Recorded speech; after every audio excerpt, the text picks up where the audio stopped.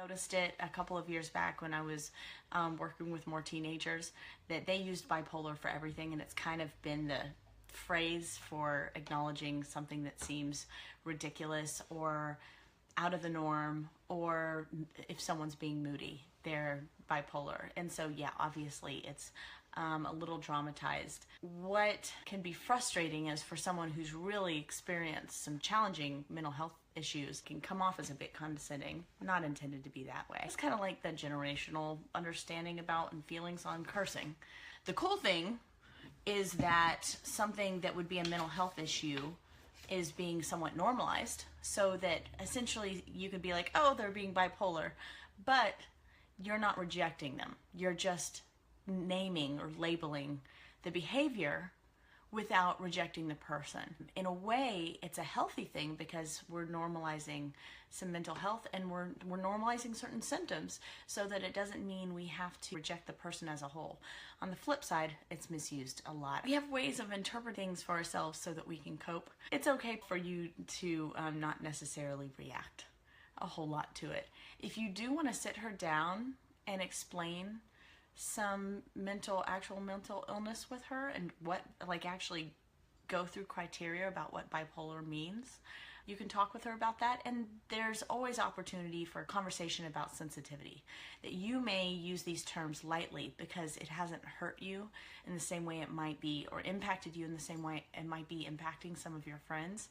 But what can happen is it's kind of the same concept of using the term retarded. The idea that it became such a trendy term, but it still was very hurtful and harmful to people when it was used lightly in social circumstances. And so it's really tricky.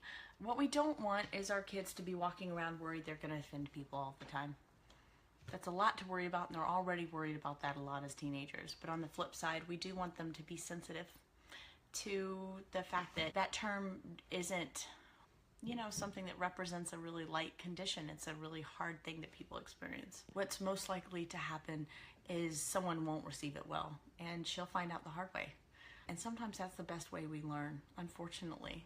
I think it's an okay conversation to help her understand what it actually means, so that when she's misusing it, she has a choice now when she misuses it, recognizing that she might be misusing it and sounding foolish, essentially. And again, teenagers are like, oh, but this is what we mean by it now, so that doesn't matter. And in the context in which she's speaking to her friends, it is innocent, and they understand the context as well. And that's the weird, tricky thing about language, is that it can have so many different interpretations, and what one generation might consider insulting, another generation wouldn't, depending on the context. And that's what's different. She's not going into a hospital and saying, you guys are all bipolar, you guys are crazy. She's joking around with some friends.